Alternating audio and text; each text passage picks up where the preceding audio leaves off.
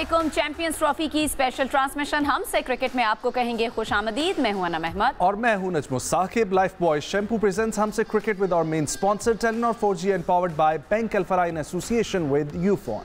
गुज़श्ता रोज Gaddafi stadium Lahore में खेले जाने वाले दूसरे सेमीफाइनल में न्यूजीलैंड ने जनूबी अफ्रीका को 50 रन के बड़े मार्जिन से शिकस्त देकर फाइनल में रसाई हासिल कर ली है। न्यूजीलैंड ने टॉस जीतकर पहले बैटिंग करते हुए मुकर्ररा 50 ओवर्स में 6 विकेटों के नुकसान पर जनूबी अफ्रीका को 363 रन का पहाड़ जैसा बड़ा हदफ दिया। कीवी बल्लेबाज रिचन रविंद्रा ने 108 जबकि विलियमसन ने 102 रन की जारहाना इनिंग्स खेली। इसके साथ साथ ग्लेन फिलिप्स और डेरिल मिचेल ने 49 रन जोड़े। डेफिनेटली जी। और जवाब में जनूबी अफ्रीका ने भी सरतोड़ कोशिश की और डेविड मार्सो ने 100 रन बनाए और इसके साथ नॉट आउट रहे, जबकि डॉसन और टिम्बा ने भी निस्फ सेंचुरियां स्कोर की। ताहम जनूबी अफ्रीका की टीम मुकर्ररा 50 ओवर्स में 9 विकेटों के नुकसान पर 312 रन स्कोर कर पाई।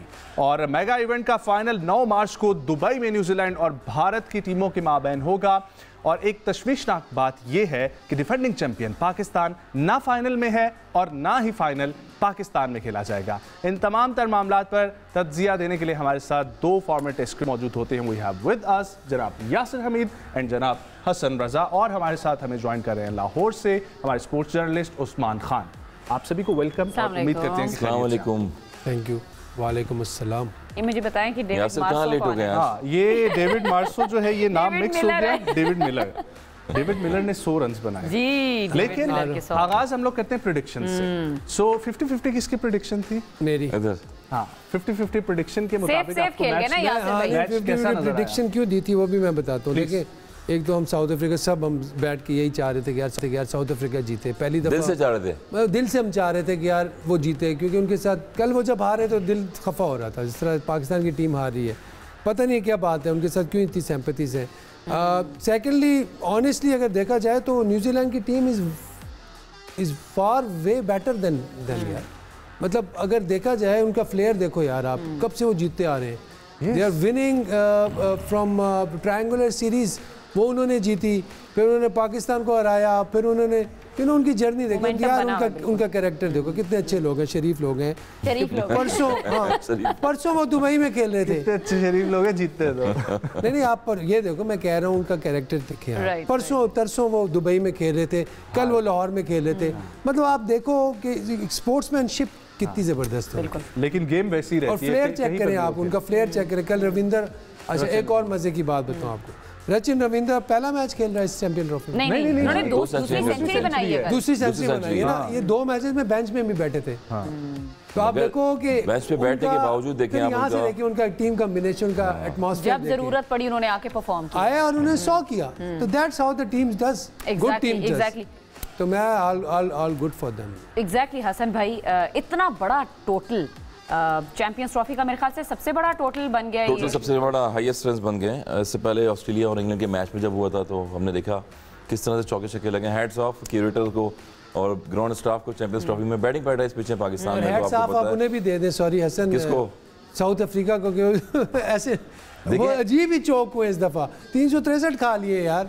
मतलब चौक होने का भी एक चीज है कि जहां पर देखें अगर ऐसे रन हुए हैं तो ये रन हो भी सकते थे। जब मिलर किलर क्रीज पे आए और उन्होंने साबित किया है कि ये मैच में हम क्लोज जा सकते हैं। अगर जहां पर क्लासन आउट हुए हैं और जहां पर माकरम आउट हुए हैं, वहां पर टर्निंग पॉइंट रहा मैच का। जितना जब बैटिंग पैराडाइज पिचेस ऐसी होती हैं, इतने रन जब बन जाए, अदरवाइज 100 तो इधर से भी बना, 100 से इधर से भी बना है। 100 किया। केन विलियमसन ने 102 रन किए, 3 सेंचुरियां हो गई। 3 सेंचुरियां हो गई। आप ये देखें ना कि पहले 50 डेविड मिलर ने कितने स्लो खेले हैं और अगले 50 आप देखें। अच्छा, इसको स्टडी कहना आप कहेंगे, लेकिन वैसे टीम को जरूरत थी वहां पे तेज खेलने की, वहां खेलने की। देखिए, जब भी आप पहले बैटिंग करेंगे, हमने ये कहा है कि आप 50 ओवर क्रिकेट खेल रहे हैं, T20 नहीं खेल रहे हैं आप। आपके विकेट हैंड्स रहेंगी आपके पास, तो आप 300 कर सकते हैं, 350 रन कर सकते हैं।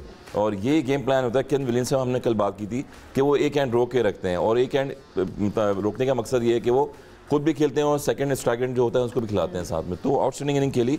2 बैटर्स देखें 49 रन पर आउट हुए हैं, डेरिल मिचेल, और 49 रन अगेंस्ट जो है ग्लेन फिलिप्स ने किए। 20-25 रन ये फील्डिंग से रोकते हैं और जब आते हैं नंबर 6-5 पे, वहाँ पर ये 30 से 40 रन भी करते हैं। एक बैकबोन है टीम की न्यूजीलैंड की। यही चीज़ है कि हम पिछला इंडिया के मैच में देखें तो वहाँ स्ट्रगल कर रहे थे। जहाँ पर स्पिन पिचेस बनेंगी वहाँ बैटिंग जो जो न्यूजीलैंडर होते हैं वो स्ट्रगल करते हैं और बैटिंग प्रैक्टिस पिचेस होती हैं तो फ्लो में खेलते हैं। 49 रन्स किए दोनों बैटर्स ने, वो चाहते सिंगल करके 50 भी कर सकते थे मगर अपने फ्लो में खेल रहे हैं। क्रिकेट जिस तरह से खेली जाती है, मेरिट पे खेलते हैं बॉल को और डजंट मैटर पिच जैसे भी हो, वो चौक नहीं करते कभी भी। बिल्कुल सही है। उस्मान को भी शामिल कर लेते हैं। उस्मान, क्या हुआ कल साउथ अफ्रीका के साथ?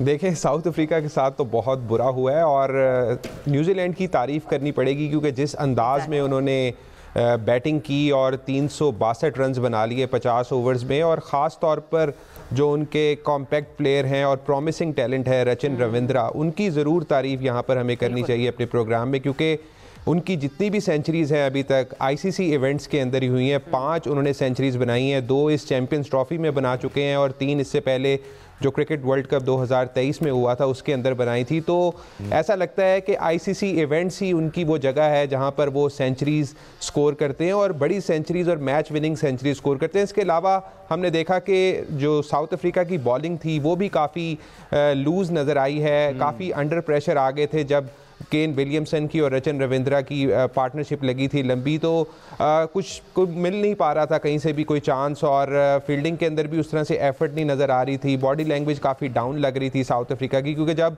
इतना बड़ा स्कोर हो जाता है और फिर आप उसको चेज़ करने के लिए जाते हैं और लंबी पार्टनरशिप नहीं लगती तो फिर इन दी एंड नुकसान होता है। और ओवरऑल अगर आप देखें आखिरी 10 ओवर्स न्यूजीलैंड की जब बैटिंग कर रहे थे तो साउथ अफ्रीका ने काफ़ी ज़्यादा स्कोर खाया है, तकरीबन 100+ स्कोर उनको आखिरी 10 ओवर में पड़ा है और वहीं से वो रिकवर नहीं कर सके। और जब सेमीफाइनल और नॉकआउट स्टेज का कोई मैच होता है तो अगर आप 300 सवा 300 स्कोर कर दें दूसरी टीम के ऊपर तो एक आपको एडवांटेज वैसे ही मिल जाता है, और यही हुआ है साउथ अफ्रीका के साथ भी। और मैं समझता हूं कि ये अच्छी टीम है जो कि इंडिया का मुकाबला करेगी, क्योंकि न्यूजीलैंड की टीम पहले भी दुबई में खेल चुकी है और उनको अंदाज़ा है वहाँ पर कि किस तरह से वहाँ पर बैटिंग करनी है और किस तरह से कम्बिनेशन को आजमाना है इंडिया के खिलाफ। ऑल राइट जी, हम लोग जिक्र करें रचिन रविंद्रा का, तो 13 चौकों के साथ उन्होंने एक कमाल की जारहाना इनिंग्स खेली है। यासिर भाई, जितनी रचिन की मेरे ख्याल से तारीफ की जाए वो कम है। इतना यंग है, जल्दी आकर अपनी जगह बनाई और इतना बेहतरीन परफॉर्म कर रहे हैं। देखिए बिल्कुल right from the 2023 world cup we are seeing कि ये परफॉर्म कर रहे हैं और बड़े मैच में परफॉर्म करते हैं। एग्जैक्टली आईसीसी वहाँ पे भी इन्होंने 150-200 किया था आई गेस, और बड़ा अच्छा 100 किया था। उसमें इंटेंट नजर आई थी, जान वाला 100 था, क्लास के साथ खेला था। कल भी एक इंटेंट नजर आई है। इंटेंट ये थी कि यार हमने शुरू में मैच साइड पे कर देना है, तो वो ही took the game away right from the beginning. जब वो आए दोनों ने पार्टनरशिप की, Kane Williamson and Rachin Ravindra, Ravindra lead करें इवन विलियमसन के साथ। 45 that was the time when they took the game away, क्योंकि 300 से ऊपर जितना भी रन होना था साउथ अफ्रीका ने चौक होना था उसके बाद। ये दैट वाज ऑन कार्ड्स। कल हमने क्लेसन को भी देखा, उसने भी हाथ में पकड़ा दिया, हालांकि वो बॉल वो बाहर फेंकता उठा के। तो ये दैट्स कॉन्फिडेंस दिया है, एज ए ऑलराउंडर कॉन्फिडेंस दे रहे हैं उनको। कैप्टन जो है जो स्पिनर अपना जिसकी बात करें रविंद्रा की, बॉलिंग में भी उनको लेके आया तो 1 विकेट्स ली। फ्लिप्स को देखें 2 विकेट्स ली। जहाँ कैप्टन सेटनर जो है वो यूटिलाइज कर रहे हैं अपने बॉलर्स को, वहाँ उन्होंने ब्रेक थ्रू दिया। एक और मजे की बात करूँ, सेटनर ने जो बॉलिंग की है, मतलब एक ब्यूटीफुल बॉलिंग थी। 3 विकेट्स लिए। एक शाहकार था उन्होंने जो कल दिखाया है अपनी बॉलिंग का, कभी आगे कर रहे हैं कभी पीछे कर रहे हैं, मतलब बैट्समैन के माइंड से खेल रहे थे यार दोनों। उस वक्त ये अपना इनका कप्तान जो है, दूसरा वो जो नंबर 3 पे आए ड्यूसन जो है, दोनों उस वक्त खाने के मूड में थे। एग्जैक्टली आप देखिए ब्रेस्टवेल ने उनसे ज्यादा स्कोर खाया 10 ओवर्स में, सेंटनर ने 43 सिर्फ और 3 विकेटों के साथ। देखिए सेंटनर ने उनकी हमेशा आगे टोन सेट करते हैं न्यूजीलैंड की। कोई भी आप किसी भी टीम के अगेंस्ट वो विकेट्स भी लेते हैं और लाके रन्स भी रोकते हैं। कैप्टन से भी करें अच्छी, और अगर साउथ अफ्रीका सेंटनर को गिरा देती ना तो मैच जीत जाती। गिराने का मकसद ये उन पे अगर चार्ज कर लेती, उन पे रन्स करती, तो मेरे ख्याल से जो डिफरेंस था ना between win of the South Africa and lose of the New Zealand, that was lose of New Zealand नहीं, lose of the South Africa, तो that was Santner. Santner was the main person. Santner की बात करें तो उन्होंने कल 3 विकेटें लिए। अच्छा, जिस तरीके से हसन भाई यासिर भाई कह रहे हैं, मैं बताता हूं पहले इनसे। नहीं आपने पूछा ना, ये मेरे ख्याल से दैट वाज पोएट्री। ये बॉलिंग नहीं थी, पोएट्री थी। मतलब आप देख लो यार, आप क्या मेलोडी के साथ बॉल घूम रही है, क्या मेलोडी के साथ बॉल, क्या उसने देखे। एक होती है आपकी जो लेफ्ट आर्म स्पिनर होता है, जब बॉल करता है तो बैट्समैन की आई लाइन से ऊपर करता है और नीचे करता है, ये वो कर रहे हैं। मतलब खेल रहे हैं बैट्समैन की आई लाइन से खेल रहे हैं। स्पिनर में क्या है यार, स्पिनर आपको सीधा सीधा बॉल करे। स्पिनर पे बहुत अच्छा प्लेयर था हसन, जब भी स्पिनर आते थे तो इसके मुंह में पानी आ जाता था, क्योंकि इसको सिंगल करना बहुत आराम से आता पानी आ जाता था। अच्छा। हाँ मुंह में। और उसके बाद जो है ना ये लूटता बहुत अच्छा था स्पिनर्स को। कराची के जितने भी प्लेयर्स होते हैं स्पिनर्स को बहुत अच्छा खेलते हैं। सूद बहुत अच्छा खेलते हैं। और तो ये देखें एज ए बैट्समैन मैं ये समझता हूँ कि Santner is very difficult to play, क्योंकि ये आपकी आई लाइन के साथ खेलते हैं। जब बॉलर जो जिसको पता हो कि यार ये यहाँ पे बैट्समैन खड़ा होता है, इसकी आई लाइन ये बनती है, तो मैंने इसको यहाँ पे बॉल करना है, तो उसकी आई लाइन ऊपर जाएगी ना बॉल पे, तो उसके बाद वो बॉल टर्न होता है तो ही हैज नो क्लू कि क्या करना है। नो डाउट एक्सपीरियंस है। एक तो ये आइडिया भी हुआ न्यूजीलैंड को, जब पाकिस्तान से होम सीरीज जीते में, यहाँ पर इनको पिचेस का आइडिया हो गया बहुत ज़्यादा। जब ट्रायंगुलर सीरीज हो रही थी तो उसमें आप देखें कि ये अपने बॉलर जितने भी उनको यूटिलाइज कर रहे थे, ब्रैक्सवेल को भी यूटिलाइज किया उन्होंने, 4 आउट की थी एक मैच में, फिलिप्स को भी खिलाया तो उन्होंने भी ब्रेक थ्रू दिया, 2 विकेट्स लिए हैं। टीम कॉम्बिनेशन ओवरऑल देखे तो सैटनर ने बड़ा ज़बरदस्त बनाया हुआ था। उनको पता था कि चैंपियंस ट्रॉफी के मैच यहाँ पाकिस्तान में भी होंगे, दुबई में भी हो रहे हैं, तो उसकी वजह से यूटिलाइज करें अपने बॉलर्स को, और जहाँ जहाँ ब्रेक थ्रू मिला है वहाँ पर उन्होंने ब्रेक थ्रू दिया है। ये टीम कॉम्बिनेशन होता है। जबकि क्लासन जैसे बैटर्स, माकरम जैसे बैटर्स सेट बैट्समैन है, हाईएस्ट रन्स कर चुके हैं रिसेंटली। जब साउथ अफ्रीका पाकिस्तान की सीरीज़ हुई थी उसमें भी उन्होंने बड़ी अच्छी इनिंग्स खेली हैं। तो ऐसी पिच पे, ऐसी बैटिंग पैराडाइज पिच पे 3 विकेट्स लेना ये मैच रनिंग पॉइंट होता है। अच्छा, ओवरऑल बॉलिंग की अगर हम बात करें, साउथ अफ्रीका की बॉलिंग आपको कैसी लगी? क्योंकि हम लोग यहाँ पर भी देखें तो रबाडा और नगीडी ने 3-2 विकेटें ली हैं, लेकिन उसके अलावा कोई भी उस तरीके से, महाराज भी थे स्पिनर्स, उन्होंने भी, हाँ उन्होंने भी वही वाली जो रिपीट बॉलिंग, वही मुझे लग रहा है कि इंग्लैंड वाली तरफ से बॉलिंग है ये, इंग्लैंड की भी जो है ना कोई बॉलिंग, और खास तौर पे डेथ ओवर्स में आदिल रशीद जैसे लेग स्पिनर है, बॉलर्स थे उनको बड़ी मार भी पड़ी है। मार क्योंकि ऑफ कटर ने किए हैं, स्लो वन पिचेस किए, नगीडी ने शॉर्ट बॉलें किए काफ़ी। और जब भी बैटर्स के बैट चल रहा होता है ऐसे बैटिंग पैराडाइज पिच पे, हेनरी को आप देखें तो टॉप विकेट टेकर है अब तक न्यूजीलैंड के, 10 विकेट ले चुके हैं वो। शामिल गुफ्तगू करते हैं उस्मान। इससे पहले मिचेल सेंटनर की बात हो रही थी, उनकी कैप्टनसी पर मैं आपसे बात करना चाहूंगी। आपको उनकी एज ए कैप्टन वो किस तरह से कल के मैच में खासतौर पर अगर हम बात करें तो किस तरह से, जिस तरह वो यूटिलाइज कर रहे थे, जिस तरह उन्होंने खुद भी परफॉर्म किया, how do you C?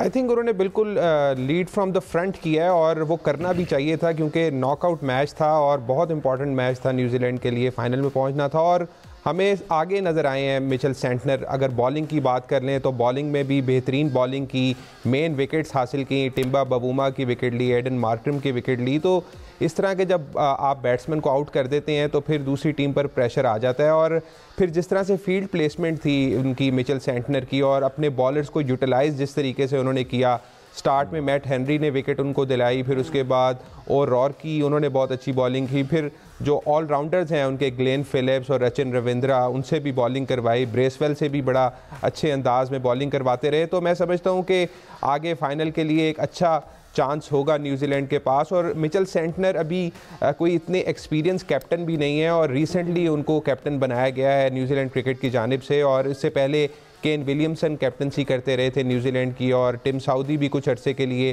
Captain बने, टॉम लेथम भी कैप्टन थे। तो ये एक यंग लॉट के अंदर से उन्होंने कैप्टन बनाया है, और काफ़ी देर से न्यूजीलैंड टीम का हिस्सा भी हैं। और मैं समझता हूँ कि जैसे जैसे ये आगे क्रिकेट खेलते जाएंगे मज़ीद ग्रूम होंगे और एक बड़े कप्तानों में इनका शुमार होगा। आप अग्री करते हैं कि बड़े कप्तानों में आगे आने वाले दिनों में शुमार हो सकता है? इससे पहले देखें यासिर, अगर कैप्टन देखें आप, स्टीवन फ्लेमिंग भी बहुत ज़बरदस्त कप्तान रहते हैं न्यूजीलैंड के, नथिन नेस्टल भी कैप्टनसी करते हैं। लेकिन मैं एक पॉइंट यहाँ पे बड़ा ज़बरदस्त रेस करना चाहता हूँ। द पॉइंट इज़ कि रचिन रविंद्रा जो हैं उनकी जो फ्लरिश हो रहे हैं ना, वो अंडर ये सेंटनर हो रहे हैं। तो ये बहुत ज़्यादा इनको हेल्प करेगी इनकी बॉलिंग में, क्योंकि जो Rachin is very good player, साथ में वो बॉलर होंगे, तो वो एक he is a future of New Zealand. और 24 साल उनकी अभी 24 साल एज है, यानी कि इतना एक्सपीरियंस भी ज़्यादा नहीं है इंटरनेशनल लेवल पे। और ये गोरों का यही होता है कि फिजिकली बड़े फिट होते हैं, तो फिर इनका जो एक कल्चर है, रचिन जहाँ पे रह रहा है, तो बड़ा डिसिप्लिन और बड़ा फूड का बड़ा ख्याल रखता है। 10-12 साल ये आराम से रचिन रविंद्रा जो है ये सर्व कर सकता है न्यूजीलैंड अगर इसी तरह खेलते हैं। और सेंटनर की coming back to Santner captaincy यार, मतलब मैं समझता हूँ कि he is a very cool guy, बड़ा यू नो कैरेक्टर जो है उनका जो है बड़ा जबरदस्त। How about Kane Williamson? हम उनका नाम अभी तक मिस कर रहे हैं। देखो केन विलियमसन, वो तो जो सीनियर आपको यानी कि टीम में लगी नहीं रहा कि कैप्टन आपने चेंज किया हुआ है। यस, जो सीनियर प्लेयर्स होते हैं ना, सीनियर प्लेयर वो आपकी टीम का एक माहौल बनाते हैं, कल्चर बनाते हैं, इंस्पिरेशन होते हैं। तो केन विलियमसन तो हर जगह पे प्रूव करता है कि यार he is a man of you know good nerves और he is man to look up exactly, मतलब जिनको जूनियर्स देख के नहीं, फील्डिंग में आप देखें बहुत एनर्जेटिक हैं, पॉइंट पे जा रहे हैं फील्ड पे, मतलब कैरेक्टर में बार-बार कैरेक्टर इसलिए कहता हूं कि एक यू नो एक वाइब होती है एक प्लेयर की, वो एक ऑरा होता है, ऑरा। तो केन विलियमसन का जो ऑरा है ना, दैट्स सो स्ट्रॉन्ग एग्जैक्टली, कि उसके नीचे जो प्लेयर्स जो डेवलप हो रहे हैं उनके वो रचिन रविंद्रा टाइप हो रहे हैं। अब हमारे प्लेयरों का आप ऑरा देख लो, अब ये भी बड़े प्लेयर है ना, आप इनका ऑरा देख लें। यकीन के साथ जिक्र कर रहे हैं, किन का जिक्र कर रहे हैं आप? कौन से? मैं बाबर की उनकी बात कर रहा हूं, मतलब they are so much in pressure. आप उनको अगर वो देखें, खुद प्रेशर में है तो उनको नीचे। ऑब्वियसली आप प्रेशर से निकलोगे, अपने आप को खुद निकालेंगे ना, आपने अपने आप को प्रेशर से खुद निकालना है, आपने परफॉर्म करते हैं तो प्रेशर से निकलेंगे। अब केन विलियमसन ने कल 100 किया, उनकी टीम भी जीती है, अब वो नए चीज में दाखिल हो गए। अब सारे हम कह रहे हैं यार New Zealand will win this trophy, और नहीं वो डिजर्व ये कर सकते हैं यार, उनकी जितना आप मोमेंटम आपने बनाया है, और यहाँ पर आप आ सकते हैं क्योंकि आपने 362 रन कर दिए हैं, टूर्नामेंट के हाईएस्ट रन। फिर बैटिंग में आप देखें तो 49 ग्लेन फिलिप्स, डेथ में भी 6 नंबर पे भी आपकी बैटिंग ऐसी है कि आप मैच को अवे कर सकते हैं दूसरी टीम से। और इंडिया के पास भी ये बॉलिंग है, 4 स्पिनर या 3 spinner. Now discuss what was the biggest mistake south Africa made in batting, क्योंकि अच्छे प्लेयर्स क्लासन, उसके अलावा रिकल्टन, लेकिन कुछ भी नहीं परफॉर्म कर सके। देखिए टर्निंग पॉइंट तो वही था जहाँ पर वनडे डूसन जब आउट हुए, वो टर्निंग पॉइंट था वहाँ पर। जब मिलर आपको पता है डूसन मेड 69, उसके बाद माकरम जैसे जो पॉटन बोल्ड हुए हैं रिचन से सामने, तो वो भी एक सेटबैक रहा। जहाँ पर मैंने बताया 50 ओवर का गेम है, वहाँ पार्टनरशिप लगेगी तो लंबे रन जब भी आप चेस कर सकते हैं। आपके 2 मेन बैटर्स जो है वो क्रीज पे मौजूद रहे। मिलर जब खेल रहे थे तो उनके साथ स्ट्राइक पे कोई भी नहीं था, और जो कि वो जिस तरह से उन्होंने इनिंग खेली, आउटस्टैंडिंग इनिंग खेली है, तेज तरीन उन्होंने 100 भी कर दिया, और बैक टू बैक वो एक ओवर में 18 रन लिए हैं, 15 रन का एवरेज था, 19 रन भी लिए हैं। तो ये इंपॉर्टेंट नहीं थी, अगर जहाँ पर आप एक पार्टनरशिप लगाते मिडिल ऑर्डर में तो वहाँ पर ये मैच क्लोज भी जाता। और साउथ अफ्रीकन पहले भी ये मैच ऐसे खेलते रहे अगेंस्ट ऑस्ट्रेलिया के, इंग्लैंड के, इन्होंने चेज भी किए हैं रन, नो डाउट, मगर इसके लिए टॉप ऑर्डर जो है नॉकआउट में आके जो है वो चौक हो जाते हैं, एज यूजुअल चौक हो गए इस मैच। एक चीज़ ऐड करना चाहूँगा डेविड मिलर के लिहाज से कि उन्होंने अपना जो रोल है ना उसको फुलफिल किया, उनका यही रोल बनता था, उनको सपोर्ट नहीं मिली, उन्होंने जो फिनिश किया है उन्होंने प्रूव की ये चीज़ कि मैंने इसी तरह फिनिश करना था। अगर सोचे अब क्लैसन खड़ा हो जाता है, वहाँ पे पार्टनरशिप हो जाती, तो ये फिनिश कहाँ पे? कोई भी खड़ा हो जाता, मार्क कोई भी खड़ा हो जाता, क्लैसन आया, उसने आके अपनी विकेट दे दी। मेरे ख्याल से heads off to David Miller's innings, और डेविड मिलर के इनिंग्स में इतना ज्यादा बेवर नहीं था, शोड रेजिलियंस, इनिंग्स में उन्होंने 4 छक्के जड़े हैं, एक तगड़ा नेस्ट अपना मेंटल, और एक छक्का तो ऐसा किया है आउटस्टैंडिंग जी, बहुत आला इनिंग खेली है। और जिसको कहते हैं, एक तो मिलर इनका नाम है, मिलर किलर इनका नाम कहा जाता है, मिलर किलर। ये जब भी क्रीज पे आते हैं तो बॉल को किल कर सकते हैं, और एक जो बॉल बाउंड्री पे गई है वहाँ लॉस भी हो गई थी। मिलर किलर जो है वो दुबई की पिच पे काम है, दुबई की पिच पे काम है, जो टीम कॉम्बिनेशन। हाँ, मगर ये है कि 67 इन्होंने बॉल्स पे 10 चौके और 4 छक्के लगाए आउटस्टैंडिंग। यानी कि कीवी बॉलर्स जो है वो कहाँ बॉल करें, इनको लेग स्टंप पे करते थे, ये पुल मार देते थे, शॉर्ट ऑफ द लैंड करें तो बैकफुट पे पंच मारते थे। तो आउटस्टैंडिंग इनिंग्स, और ये पिछले 10-12 साल से कंसेक्यूटिव खेल रहे हैं इस पोजीशन पे, जहाँ पर मैच का जो है वो टर्निंग पॉइंट यही होता है साउथ अफ्रीका में कि अगर इनके साथ हमने बताया कि वनडे डूसन या एक दो और प्लेयर ऐसे खड़े होते मिडिल में, तो ये मैच मजीद क्लोज जाता। और batting pattern pitch hats off के बॉलर ने अपनी जान छुड़ाई है, किस तरह से हमारे ओवर पूरे हों और हम जाके फील्डिंग में खड़े हो जाएं, जिस तरह से शॉट लग रहे थे पिच पे। उस्मान, ऑल्दो साउथ अफ्रीका नहीं जीत सका कल, लेकिन डेविड मिलर की हम बात करें, जिस तरह से उन्होंने कल परफॉर्म किया है, 149 के स्ट्राइक रेट से जिस तरह वो खेले हैं, उन्होंने प्रॉमिस शो किया और दिखाया है कि इसी तरह ही खेला जाता है। अगर बाकी भी खिलाड़ी कोई और उनका साथ देता तो फिर शायद रिजल्ट्स मुख्तलिफ हो सकते थे। बिल्कुल सही आप कह रही हैं, और यासिर भाई ने और हसन भाई ने भी बड़ी अच्छी बात की है डेविड मिलर के बारे में। मैं यहाँ पर कुछ उनकी जो इनफरादी इनिंग है और जो उन्होंने हमसे बात की जब कल मिक्स मीडिया जोन हुआ, तो उनसे जब मैंने पूछा कि आपने ये जो इनिंग्स खेली और उसके बाद जो सेलिब्रेशन हुई वो किसके नाम थी, तो उन्होंने कहा कि उनका जो अभी बेटा पैदा हुआ है तो उनके नाम मैं ये अपनी सेंचुरी करना चाहता हूँ। और मैंने कोशिश भी ये की थी कि मैं कम से कम अच्छे नोट के ऊपर इख्तिताम करूँ, क्योंकि उनको नज़र आ रहा था कि दूसरे एंड के ऊपर विकेट्स काफ़ी ज़्यादा गिर चुकी थी, और जब वो सेंचुरी बना रहे थे तो तब भी ऐसा लग रहा था कि गेम ओवर हो चुकी थी साउथ अफ्रीका के लिए। और फिर रचिन रविंद्रा से हमारी बात हुई तो उन्होंने बड़े मुझे साफ गो नज़र आए, तो मैंने उनसे जब पूछा कि आप इंजरी के बाद कैसे आपने रिकवर किया, क्या कोई लाइट का वाकई मसला था? तो उन्होंने कहा कि कोई ऐसी कंट्रोवर्सी की बात नहीं है और ये क्रिकेट के अंदर ऐसा हो जाता है, चोट लगती है। और फिर मैंने उनसे ये भी पूछा कि आप क्या एक्सपेक्ट कर रहे थे न्यूजीलैंड की टीम के फाइनल तक पहुंच जाएगी? तो उन्होंने कहा कि सच बताऊं तो हम ये सोच रहे थे कि हम टॉप 4 में फिनिश करेंगे, लेकिन जिस अंदाज में हम खुशकिस्मत रहे, इस चीज़ का उन्होंने वर्ड इस्तेमाल किया कि हम खुशकिस्मत रहे कि न्यूजीलैंड की टीम फाइनल तक पहुंच रही है और उनका एक मोमेंटम बना है।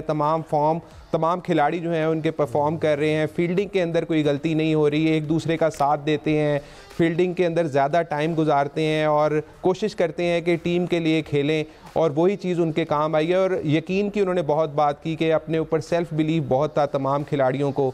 तो मैं समझता हूं कि न्यूजीलैंड के लिए काफ़ी पॉजिटिव साइंस हैं। साउथ अफ्रीका ने बहुत कुछ सीखा है इस टूर्नामेंट से, और यकीन करेंगे हम भी ये चाहते हैं कि अगले जो टूर्नामेंट्स हों उसमें वो चौक ना करें और बेहतरीन परफॉर्मेंसेस दिखाएं। डेफिनेटली साउथ अफ्रीका के बारे में मेरा ख्याल है कि कोई भी क्रिकेट लवर होगा वो ये चाहता होगा कि वो भी कुछ ना कुछ इवेंट जो है ना वो चलें जी, हमें इसी नोट से डिस्कशन को दोबारा से शुरू करेंगे, पहले ब्रेक शामिल।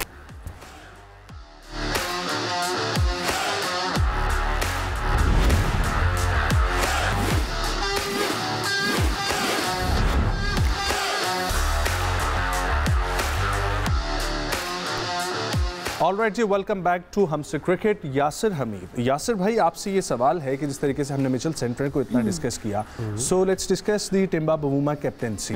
कल उनकी क्या मिस्टेक्स आपको नजर आई? टीम का कुछ ऑर्डर डिफरेंट था बैटिंग ऑर्डर में या बॉलिंग ऑर्डर में? क्योंकि खुद तो उन्होंने परफॉर्म किया और अभी हम ब्रेक पर ही थे तो अनम ने जिस तरीके से कहा कि ऐसा नजर आ रहा है कि वो अपने लिए खेल रहे थे, टीम के लिए नहीं खेल रहे।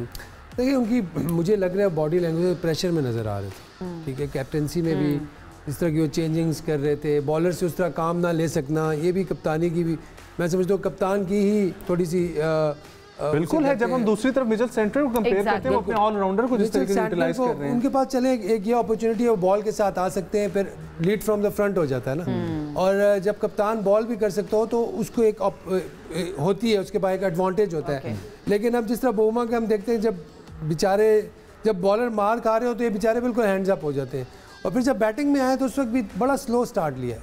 वहाँ पे इनको एग्जैक्टली जब आपने इतना पहाड़ जैसा चेस करना है। 63 पहली दफा कजाफी स्टेडियम में हुआ है, वो भी साउथ अफ्रीका को हुआ है। मतलब ये ऐसे टाइम पे चोक करते हैं कि बंदा सोच भी नहीं सकता किस तरफ से चोक करेंगे। इस दफा बॉलिंग से चोक कर लिया। मतलब मैं तो सपोर्ट करना ही छोड़ रहा हूँ भाई आइंदा के बाद। हसन भाई आपको नहीं लगता पहले क्योंकि बड़े टूर्नामेंट्स में इसी तरह करते हैं? अच्छा, पहले टिम्बा बावूना ने जो बात की है पहले वो सुनते हैं, फिर आगे बात करते हैं। Yeah, I think 360 was always going to be tough. It was always going to require someone to play well. I think it was above par. I think, as well as they batted, we felt that if anything around 350, not over 350, we'd back ourselves to chase the score with the wicket. Hopefully getting better. From a batting point of view, we just weren't able to really get those partnerships. There were 1 or 2 partnerships there, but I think you probably needed either myself or Rasif and Edison to go on. All right जी, हसन भाई उनको देख के partnership नहीं चल सकी। एक चीज add करूंगा यार, मुझे वो कैप्टन याद आ गया। जीते नहीं है, वरना ये कजन से इंडिया से 10 ओवर्स में हारना था इन्होंने। इनको देख के मुझे 20 ओवर्स में 25 ओवर्स में, तो ये तो कम हो गया, थोड़ा ज्यादा करें। 20 ओवर्स में हारना। बोले पहले बोल दे। अब आप बोलो। इनको देख के कैप्टन जो है ना, मुझे वो टिम्बा बवूमा थे जिम्बाब्वे के कैप्टन, वो याद आ गया। और भी बवूमा थे। बवूमा एक और कैप्टन थे, जिम्बाब्वे के कैप्टन रह चुके हैं, एंडी फ्लावर और ग्रैंड फ्लावर जब खेल रहे थे एक टाइम पे, तो विकेट कीपर बैटर थे वो भी। ये भी थोड़ा सा जो है ना वो अनहैप्पी नजर आ रहे हैं बॉलर से, क्योंकि बैटिंग पैराडाइज पिच है हमारी। बैटर से वो कह रहे हैं पार्टनरशिप हमारी नहीं लगी। इवन पहले तो बॉलिंग पे आएंगे ना, जिस तरह से बॉलिंग में पिटाई लगी है, वो भी कैप्टन जब ऑन फील्ड करा होता है। अगर यासिर भी कैप्टन है ऑन फील्ड, मैं भी कैप्टन होऊंगा तो मैं बेबस हो जाऊंगा, क्या करूं, कौन से बॉलर को ऐसे लेके आऊं जो ब्रेक थ्रू दे। ये बॉलर और ये भी तो कप्तान की जिम्मेदारी। आपका मेन बॉलर है, रबाडा खेल रहा है, आपके कोई भी जो है वो कोई डेब्यू वाले बॉलर नहीं खेल रहे हैं, आपके वो बॉलर खेल रहे हैं जो आपका खेल रहे हैं ऑलरेडी साल से टीम में। ओवरऑल देखें तो Maharaj is a good bowler, Mulder, Markram, अब इनसे क्या खिला सकते थे? मगर फिर भी बैटिंग पैटर्न पिच, और हमें पता है कि किस तरह से आपको यूटिलाइज करना पड़ता है अपने बॉलर्स को। कैप्टन बिल्कुल बेबस होता है। अच्छा, एक चीज आप इनकी बॉलिंग उसमें देखें अगर, तो कोई भी बॉलर ऐसा नहीं किया कि उसको बहुत ज्यादा रन्स पड़े हों। मतलब मैक्सिमम जो रन पड़े 79 पड़े, इट मींस कि सबको पड़े। अच्छा कोई एक आध स्ट्रॉन्ग लिंक होता है इनके पास जिसका सेटलर है तो खेल जाते हैं, खेल जाते हैं बीच में। कल जहां पर ये बात हम लोगों ने प्रोग्राम खत्म किया था, थोड़ा सा लंबा सवाल हो गया था, लेकिन साउथ अफ्रीका बाय लक जो है वो पहुंच गया सेमीफाइनल तक। या आपको लगता है कि वो टीम अच्छी थी पहले? नहीं, उन्होंने बिल्कुल टॉप 4 की टीम थी, इसमें कोई शक नहीं है। जिस तरह उन्होंने खुद भी कहा कि नहीं परफॉर्मेंस ये है, जिस तरह उन्होंने बात की, उन्होंने कहा हम तो टॉप 4 का सोच के आए। वो न्यूजीलैंड वो न्यूजीलैंड के बारे में बात हो रही थी कि उनकी क्लैरिटी की बात हो रही थी रचिन रविंद्रा की। बट आपने बात की साउथ अफ्रीका, मेरे ख्याल से साउथ अफ्रीका थी टॉप 4 की नहीं। एक रिकल्टन जो है उन्होंने सेंचुरी की, रिकल्टन ने शुरू में आप देखें जब चैंपियंस ट्रॉफी शुरू हुई है रिकल्टन ने 100 रन किए। इसके बाद माकरम ने अच्छा स्टार्ट लिया था। इसके बाद वनडे ड्यूसन जो है वो एक क्लासिकल प्लेयर। ऑलराइट, उस्मान से भी पूछते हैं। उस्मान, आप कैसे देखते हैं कि टॉप 4 की टीम थी या बाय लक? क्योंकि अफगानिस्तान का मैच हम लोग देखते हैं, चलें अफगानिस्तान को छोड़ दे, एक मैच बारिश की नज़र हो गया, तीसरा इंग्लैंड वैसे ही ऑलरेडी बुरा परफॉर्म कर रहा था, तो क्या कहेंगे आप? नहीं, कैपेबल तो ये थे साउथ अफ्रीका की टीम के ये टॉप 4 के अंदर फिनिश कर सकते थे और उन्होंने इस बात को साबित भी किया है, क्योंकि जिस तरीके से इन्होंने परफॉर्मेंसेस दिखाई हैं ग्रुप मैचेस के अंदर, अच्छी परफॉर्मेंसेस थी बैटिंग वाइज भी, बॉलिंग वाइज भी, फील्डिंग वाइज भी। लेकिन जब क्रंच सिचुएशन आई, नॉकआउट मैच आया, तो उसके अंदर अंडर प्रेशर आ गए। और यहाँ पर अभी आप कुछ देर पहले कैप्टनसी की बात कर रही थी टिम्बा बवूमा की, तो मैं समझता हूँ कि वहाँ पर एक ट्रिक मिस कर गए टिम्बा बवूमा। स्टार्ट के अंदर इनको कुछ स्पिनर लगा लेते, काफ़ी लेट लेके आए अपने केशव महाराज को, एडन मार्करम को काफ़ी एंड पे यूज़ किया। पहले फर्स्ट 3 मेन फास्ट बॉलर से ही बॉलिंग करवाते रहे, जिसकी वजह से न्यूजीलैंड के जो बैटर्स थे रचिन रविंद्रा और केन विलियमसन, वो पार्टनरशिप लगाने में कामयाब हो गए। और लाहौर की पिच का सबको ये अंदाज़ा है कि वो बैटिंग के लिए साजगार है। बॉलर्स, फास्ट बॉलर्स को ख़ास तौर पर वहाँ पर ज़्यादा मदद नहीं मिलती। जो स्लो बॉलर्स हैं उनका कुछ हद तक गेंद ग्रिप ज़रूर होता है। तो मैं समझता था कि अगर टिम्बा बवूमा कोई 12 ओवर के बाद या 10 ओवर के बाद या इवन 10 से पहले ही अगर केशव महाराज को ले आते या एडन मार्करम को ले आते, तो शायद वो पार्टनरशिप जो बनने शुरू हुई थी वो उसको रोक लेते। बहुत अच्छा पॉइंट उन्होंने रेज किया कि स्पिनर्स को अगर पहले ले आते। देखिए इसमें अगर आप देखें उनकी बॉलिंग लाइन देखें और जितनी भी उनकी परफॉर्मेंसेज है बॉलिंग की, तो सारे फास्ट बॉलर्स ने किए। मतलब फास्ट बॉलर्स उनका स्ट्रॉन्ग लिंक है और वही एक्सपोज हुआ है कल। तो वो क्या करे, उसके वो ऑब्वियसली उसको फिर प्रोएक्टिव होना पड़ेगा ना, थोड़ा आउट ऑफ द बॉक्स सोचना पड़ेगा। बुमराह ने नहीं सोचा बिल्कुल, यहाँ पे उनका रोल जो था वो बनता था कि वो कोई आउट ऑफ द बॉक्स कोई चीज करे। अगर नहीं, पार्ट टाइम बॉलर्स जब आप लगाते हैं वहाँ ब्रेक थ्रू मिल सकता है आपको। न्यूजीलैंड में आप देखें मार्करम करते हैं, मार्करम बहुत अच्छी तेज बॉल करते हैं, थोड़ा बाहर निकालते हैं, लेके आते हैं। तो मेरे ख्याल से ट्रिक्स मिस किए हैं। अच्छा असल में हम लोग ये डिस्कस कर रहे हैं, एक तरफ हम लोग ये देखते हैं कि 312 रन साउथ अफ्रीका ने भी बनाए, इट मींस कि बैटिंग विकेट थी, इसी वजह से 360 का टारगेट भी मिला। तो न्यूजीलैंड ने अपनी बॉलिंग के अंदर बैटिंग में तो अच्छा परफॉर्म किया, तभी 360 हुए। कोई ऐसी मिस्टेक की थी जिसकी वजह से 312 तक साउथ अफ्रीका भी पहुंचा? देखिए बहुत अच्छा क्वेश्चन आपने किया, और 312 तक पहुंचे, इट मींस के इतने डेमेंस नहीं थे पिच में, वो तो बहुत बैटिंग फ्रेंडली थी। अगर वो स्टार्ट अच्छा ले लेते, जिस तरह मैं मैच देख रहा था पूरा, उन्होंने अपने जो पहला 100 किया उन्होंने आई थिंक 16th ओवर में किया। और आई वाज थिंकिंग कि यार ये अगला 100 अगर 14 ओवर्स में करते हैं तो ये 30 ओवरों में 200 कर लेते, तो पीछे 20 ओवरों में 163 रह जाएगा, which is very much gettable. और इनके पास अगर विकेट्स हों तो कैलकुलेशन होती है जिसको ये लोग मिस कर गए। सबसे मेरे ख्याल से जो इनकी टर्निंग पॉइंट था वो क्लासन का विकेट था, जहां पे आके उसने विकेट दे दिया। क्लासन भी और ड्यूसन का भी, ड्यूसन का चले, ड्यूसन के बाद हाँ मैं मानता हूँ ड्यूसन का विकेट टर्निंग पॉइंट था, बट क्लासन जो होल्ड कर रहा था ना कि वो क्लासन था जिसने फिनिश करना था एक। तो क्लासन ने आके जो मतलब बिल्कुल उनकी जो उम्मीदों पे पानी फेरा है वो कल क्लासन है, और पहली दफा चौक हुआ है वो। खैर है उसको मेरे ख्याल से जिंदगी में पहली दफा चौक हुआ, ये उस्मान ही बताएगा इसके बारे में। राइट हसन भाई, पहले अगर 10 ओवर्स में थोड़ा स्पीड में खेलता साउथ अफ्रीका, यानी आपको लगता है कि पहले 10 ओवर्स में 80 से 90 रन होने चाहिए थे तो इस टारगेट तक पहुंचा जा सकता होने चाहिए थे, मगर हमने बताया जिस तरह से रिकल्टन थे वो परफॉर्मिंग वो आउट हुए हैं। उसके बाद फिर ये 110 या 11 रन की पार्टनरशिप लगी है तीसरी विकेट की शराकत में। अगेन वही है कि जब इतना बड़ा पहाड़ जैसा स्कोर आपके सामने आता है तो ओपनिंग स्टैंड बहुत अच्छा ओपनिंग स्टैंड बड़ा इंपॉर्टेंट होना चाहिए वहाँ पर। शुरू में स्ट्राइक तो लिया है, शॉट्स खेले, आपने बैटिंग पैराडाइज पिच थी, मगर फिर भी सेटनर की कैप्टनसी बड़ी इंपॉर्टेंट थी, जहाँ पर वो ब्रेक थ्रू में खुद आते थे बीच में, फिर पार्ट टाइम बॉलर्स को लेके आते थे। आपकी नज़र में टर्निंग पॉइंट क्या था गेम का? टर्निंग पॉइंट जब आपने रचन को लेके आया, ब्रेक थ्रू मिला है वहाँ से कॉटन बोल्ट, तो उनको भी यूटिलाइज किया, उनसे भी 3-4 ओवर करवाए, वो टर्निंग पॉइंट था जहाँ पर मेन आउट हुए। फिलिप्स ने 2 आउट किए, वो टर्निंग पॉइंट था। तो टॉप मेन जो मिडिल ऑर्डर बैटर थे वो आउट हो गए। अगर वो बीच में विंडरडूसन आउट नहीं होते, माकरम आउट नहीं होते, तो मेरे ख्याल में क्लासन आउट ना होते, हाँ, तो मैच और लंबा जाता और ये क्लोज जाता मैच पर। जी आई थिंक इसमें काफ़ी every point was the turning point, क्योंकि 363 रन चेज कर रहे हैं, तो उसमें मार्जिन ऑफ एरर बहुत कम था साउथ अफ्रीका के लिए। उनको एक इंटेंसिटी रखनी थी राइट टिल द एंड। तो उसमें सबसे पहले तो मैं कहूँगा टर्निंग पॉइंट था जब रिकल्टन आउट हुआ इनका। वो उनको एक ऐसा स्टार्ट दे देता, धचका मिला वहाँ, ठीक है, वहाँ से पहला धचका मिला, दूसरा धचका इनको मिला ड्यूसन का, ठीक है, तीसरा इनको जो मेन धचका मिला है वो क्लासन का मिला है। तो मेरे ख्याल से That was the 7 खिलाड़ी आउट हुए साउथ अफ्रीका के कैचेस पे। उस्मान, जिस तरह से कैचेस कल न्यूजीलैंड ने लिए हैं, और इससे पिछले मैच में भी ग्लेन फिलिप्स के कैच की हम बात कर रहे थे, जिस तरह से उड़ते हुए उन्होंने कैच लिया था, तो फील्डिंग का एक बड़ा इंपॉर्टेंट रोल रहा है पहले भी न्यूजीलैंड की टीम में। तो कल आपने न्यूजीलैंड की फील्डिंग को किस तरह से देखा? बिल्कुल जी, A+ ग्रेड मैं दूंगा न्यूजीलैंड की फील्डिंग को। इस पूरे टूर्नामेंट के अंदर सबसे एथलेटिज्म जो टीम शो कर रही है वो न्यूजीलैंड की टीम है। इस चैंपियंस ट्रॉफी में मेरा ख्याल है जो उनकी एफिशिएंसी रेट है वो 90% से ज़्यादा है इस टूर्नामेंट के अंदर कैचेस पकड़ने की।